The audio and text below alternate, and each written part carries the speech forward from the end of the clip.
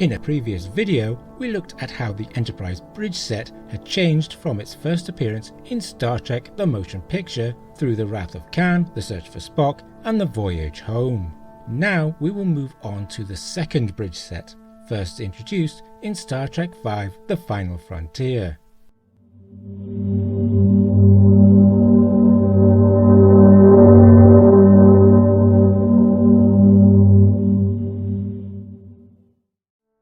This bridge was used for more than just the Enterprise A, and seems to have been used in various guises through the 1990s. There is a question as to whether it was the same set seen in the Star Trek Voyager episode Flashback, which was subsequently reused as late as the Equinox in the 5th season. The Flashback Excelsior bridge set may have been a copy rather than the original set, but be that as it may, the first appearance of the design, at least, was in the 1989 feature film.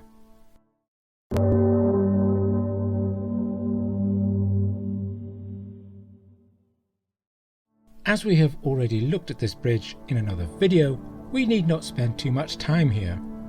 In appearance, it was friendlier and more comfortable than what had come before, at least as far as the feature films were concerned, and even had a carpet.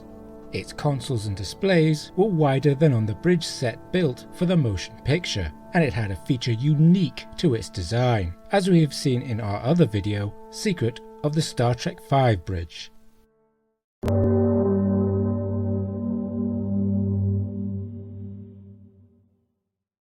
In Star Trek VI, the set stood in not only for the Enterprise A, but for the Excelsior as well. The aesthetic changed into one more militaristic.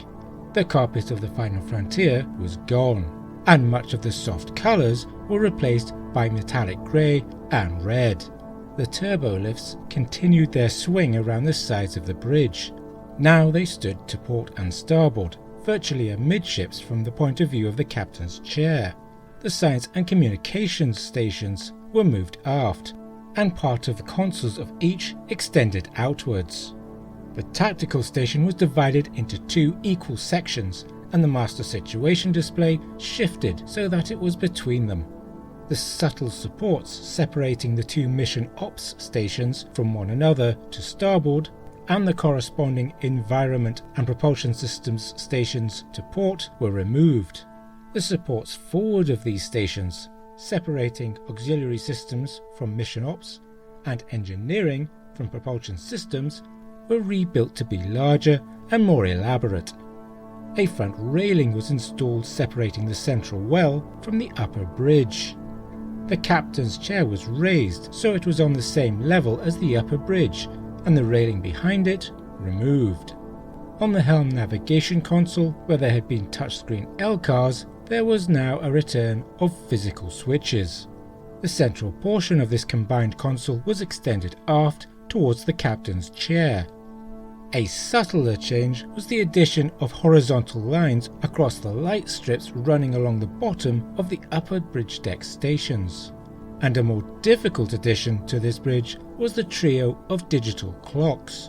Whilst these make sense for a real bridge on a real starship, their presence must have been a headache for the production team from a continuity standpoint. This bridge was redressed for the scenes on the Excelsior. Here, instead of red, we had blue, and the bridge seems to have inherited the helm and ops stations from the Enterprise D.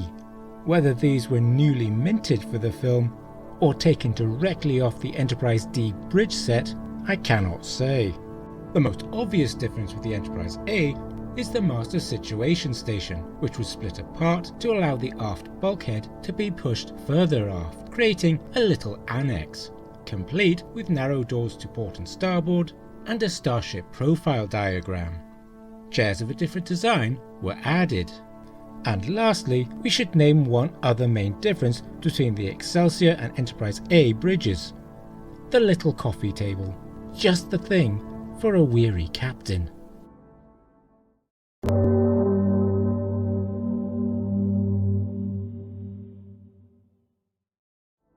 With the Enterprise A having been decommissioned, in Star Trek Generations we were introduced to the Enterprise B.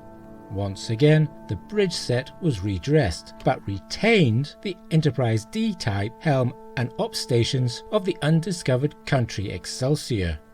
The number of chairs were increased, whilst the chairs themselves were replaced by something a little less comfortable.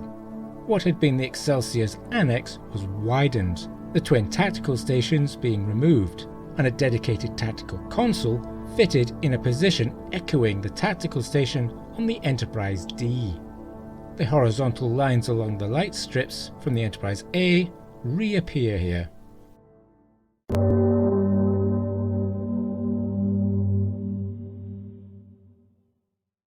There is a lot to be said for this bridge set. Its aft bulkheads and stations seem to have been reused as the bridges of the Saratoga NCC 31911, the Odyssey NCC 71832, and the Nebula-class Prometheus NCC 71201 in Deep Space Nine, and possibly even the Raven NAR 32450 of Voyager. Certainly, the Excelsior bridge, built, or perhaps rebuilt, for the Voyager episode flashback appears as the bridges of the other newer Prometheus NCC 59650 and the Equinox NCC 72381, both in Voyager. Overall, it was an excellent design for a starship bridge. It looked practical, and its continued use, like its predecessor, suggested a family of Starfleet vessels. A Starfleet brand, if you like.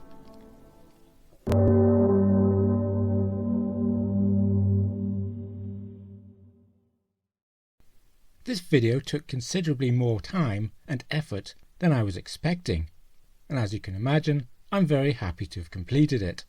As it happens, the production of this video took place over the week marking the 22nd anniversary of 9/11, and so I dedicate this video to the men and women of the emergency services who put aside their personal safety that day and hurried into danger.